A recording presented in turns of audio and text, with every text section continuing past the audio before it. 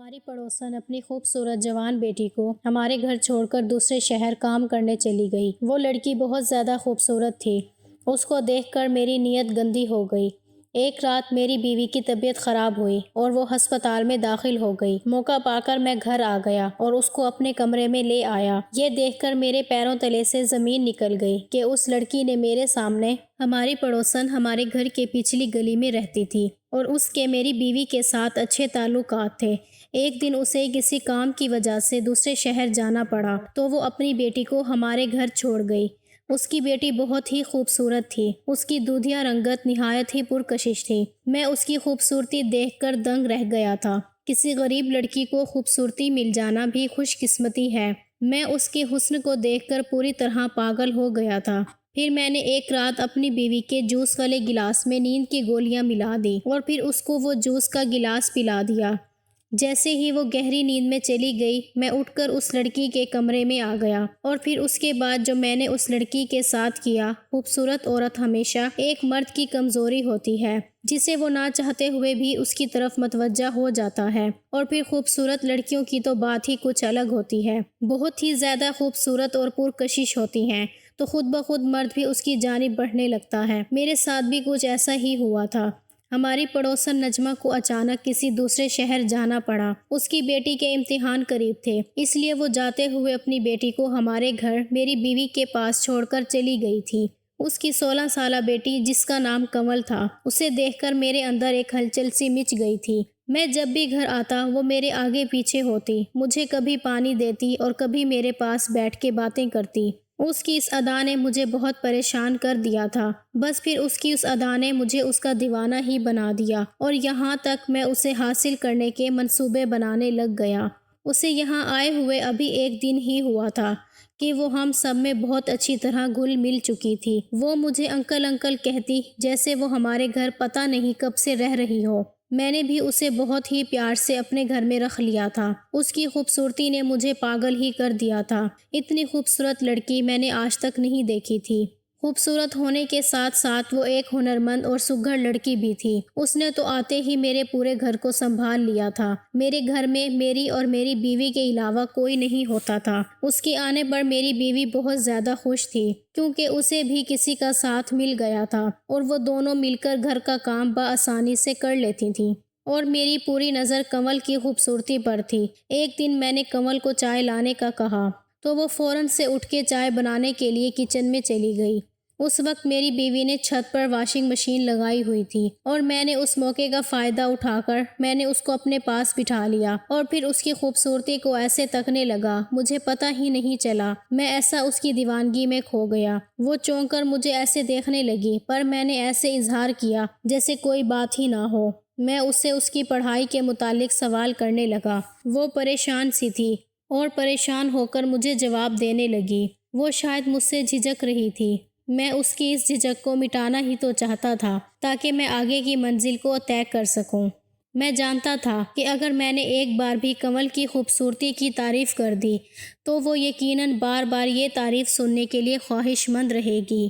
اس لیے میں باتوں ہی باتوں میں کنول کی تعریف کر رہا تھا اور میں حد سے زیادہ اس کی تعریف کرنے لگا، اور پھر میں نے اسے کہا کہ کنول تمہارے ہونٹ کتنے خوبصورت لگ رہے ہیں اور آنکھیں تو جیسے ہرن جیسی ہوں۔ وہ تو اپنی تعریف سن کر شرمانے لگ گئی تھی اور اس کی اس شرماہٹ نے میرے اندر کے حوصلے کو مزید بڑھا دیا تھا۔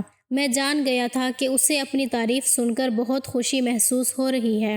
میں نے آہستہ آہستہ اس کے چہرے کی تعریف کی۔ میں نے اسے کہا کہ آج شام کو میں اسے اپنے ساتھ آئس کریم کھلانے لے جاؤں گا۔ یہ سن کر تو وہ خوشی سے کھل اٹھی تھی۔ میں نے اس کا ہاتھ پکڑ لیا۔ وہ آئس کریم کے نام پر ایسے خوش ہوئی کہ اس نے کوئی مذمت بھی نہیں کی۔ میں جانتی تھی کہ ہماری پڑوسن نجمہ بہت غریب اور بیوہ ہے اور یہ لوگ زندگی کی چھوٹی چھوٹی چیزوں کے لیے بہت ہی ترسے ہوئے ہوتے ہیں، اور میں بس اسی بات کا تو فائدہ اٹھانا چاہتا تھا۔ تھوڑی دیر بعد وہ اٹھ کر چلی گئی اور میں نے ایک گہری سانس بھری۔ آگے کے لیے میں اپنا منصوبہ تیار کر رہا تھا۔ کنول ریڈ کلر کا سوٹ پہنے میری بیوی کا ہاتھ بٹا رہی تھی اور اس میں وہ اور بھی زیادہ خوبصورت لگ رہی تھی۔ وہ میری بیوی سے کہیں زیادہ حسین لگ رہی تھی اور میں چپکے چپکے اسے دیکھ رہا تھا، اور وہ بھی کبھی میری طرف دیکھ کر مسکراہٹ اچھال دیتی تھی۔ میری بیوی کھانا پکانے میں مصروف تھی اور میں کنول کو دیکھنے میں۔ ایک دن اچانک ہی میری بیوی کی طبیعت خراب ہو گئی اور میں اسے ہسپتال لے گیا، لیکن وہاں جا کر مجھے پتہ چلا کہ اسے کچھ ایسی بیماری ہے تو اس کو فوری طور پر میں گھر لے جا نہیں سکتا اور اس کو وہاں ایڈمٹ کروانا پڑا۔ لیکن میں دل ہی دل میں خوش بھی تھا کیونکہ مجھے کچھ اور وقت کنول کے ساتھ گزارنے کو مل جاتا، لیکن ڈاکٹر نے مجھے ہسپتال سے گھر آنے نہ دیا اور میرے سارے ارمانوں پر پانی پھیر دیا۔ اگلی صبح جب میں ناشتہ کرنے کے لیے گھر پہنچا تو اس نے بڑی گرم جوشی سے میرا استقبال کیا۔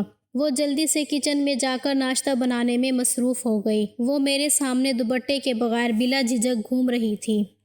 اس کے کپڑے جسم پر اس قدر فٹ تھے کہ سب کچھ واضح نظر آ رہا تھا۔ وہ بار بار میرے قریب آتی اور میں اپنے ہوش کھونے لگتا جیسے میں اس کے حصار میں آ چکا۔ اچانک ہی وہ مجھ سے ایک ادا سے پوچھنے لگی کہ کیا میں خالہ کی الماری کھول کر دیکھ سکتی ہوں؟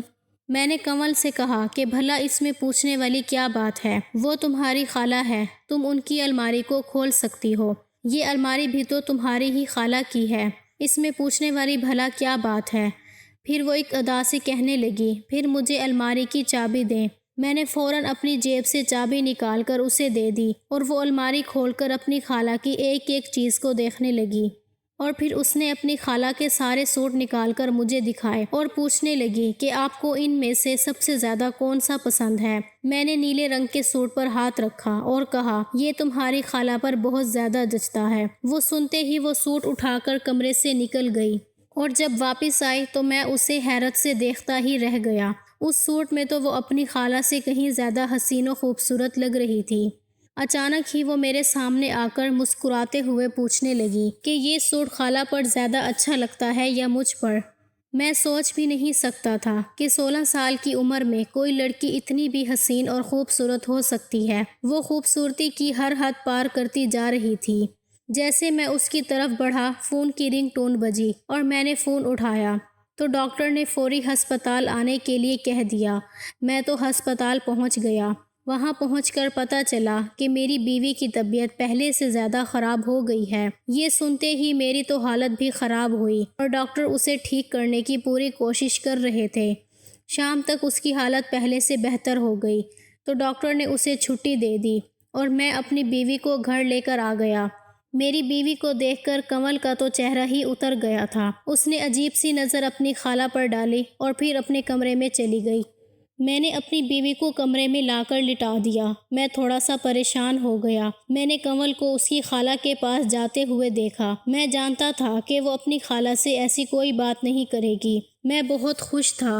کنول کے ساتھ گزرے ہوئے کچھ ہی لمحے مجھے بہت خوشی دے رہے تھے، لیکن اس کے بعد جو کچھ میرے ساتھ ہوا، میرے قدموں تلے سے زمین نکل گئی تھی۔ میں اور میری بیوی بہت ٹائم سے اس گھر میں رہ رہے تھے اور ہماری پڑوسن نجمہ بھی بہت عرصے سے ہم لوگوں کو جانتی تھی۔ وہ ایک غریب اور بیوہ عورت تھی۔ میری بیوی اکثر ہی اس کی مدد کرنے کے لیے ہمیشہ اسے پیسے دے دیتی، لیکن میں یہ کہہ کر جھڑک دیتا کہ میں کب تک ان کی مدد کروں گا، کیونکہ ان کے مسائل ختم نہ ہونے والے تھے۔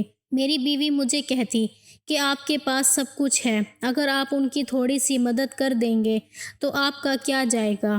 میں ایک سنگ دل آدمی تھا جسے ایک بیوہ عورت اور یتیم بچی سے کوئی ہمدردی نہیں تھی۔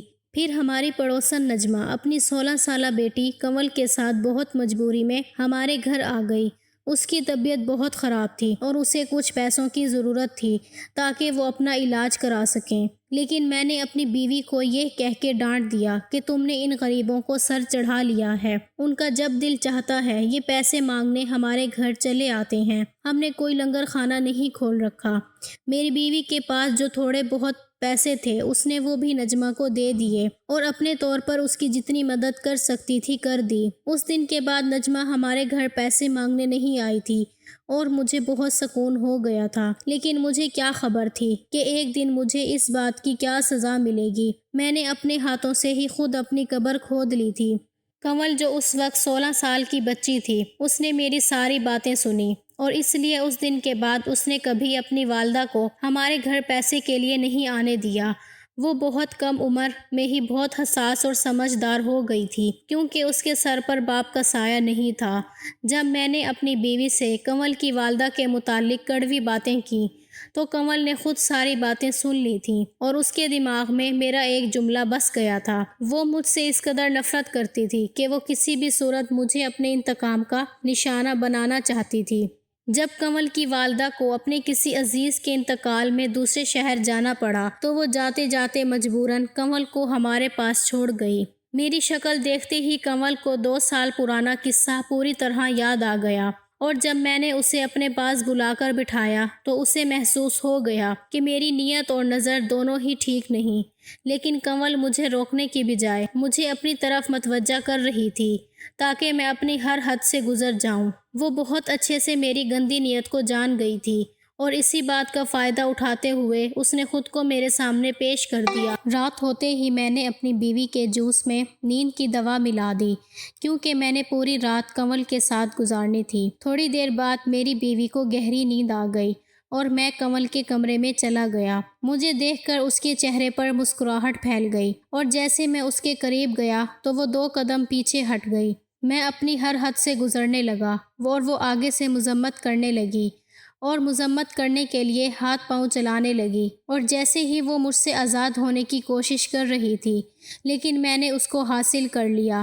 جب میں اس کے کمرے سے نکلنے لگا تو کنول نے سائڈ ٹیبل پر کھڑا موبائل فون اٹھا کر میری طرف بڑھایا، اور یہ دیکھ کر تو میرے رونگٹے کھڑے ہو گئے۔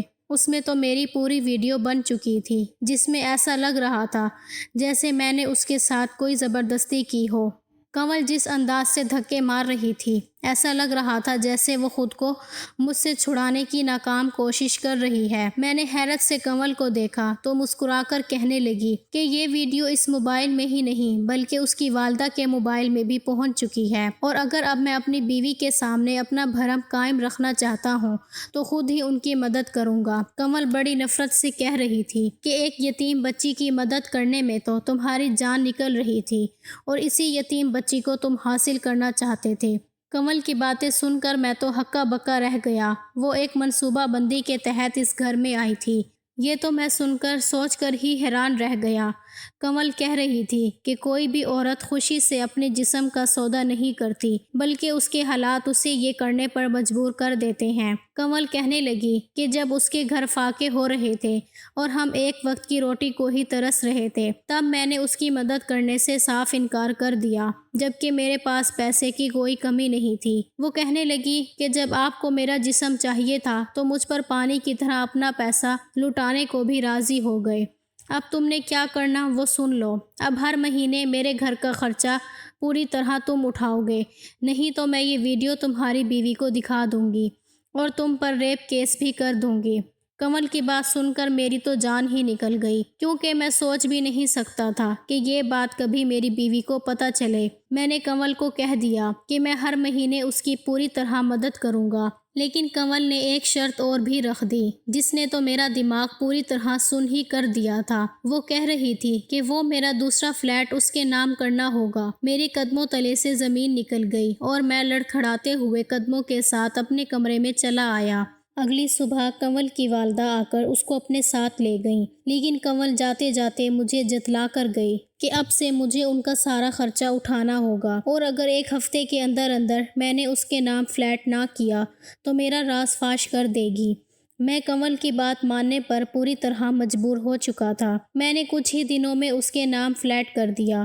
جس لڑکی کو میں بہت سیدھا سادہ اور معصوم شریف لڑکی سمجھتا تھا اور یتیم بچی سمجھتا تھا اور سمجھ کر اپنے جذبات کی تسکین چاہتا تھا، وہ تو بہت چلاک نکلی۔ جب معاشرے میں موجود ہم جیسے لوگ کنول جیسی یتیم اور غریب بچیوں کو سہارا نہیں دیتے تو ان کی مدد نہیں کرتے تو وہ خود بخود ایسی بن جاتی ہیں، اور یہی نہیں بلکہ ہم جیسے مرد انہیں طوائف بنا دیتے ہیں۔ کنول بھی ایک طوائف کی طرح خود کو استعمال کر بیٹھی تھی اور اس میں اس معصوم کی کوئی غلطی نہیں تھی۔ وہ کون سا مجبور ہو کر اس جگہ پر پہنچی تھی کہ اس نے خود کو استعمال کرنے سے بھی گریز نہیں کیا۔ میں یتیم بچی کو 2 وقت کی روٹی دینے سے تو کتراتا رہا اور اب میں نے مجبور ہو کر اس کے گھر کا سارا خرچہ اٹھا لیا تھا کہ کنول جیسی کتنی بچیاں ایک وقت کی روٹی کے لیے خود کو استعمال کروا بیٹھی ہوتی ہیں، کیونکہ انہیں ایک وقت کی روٹی بھی میسر نہیں ہوتی۔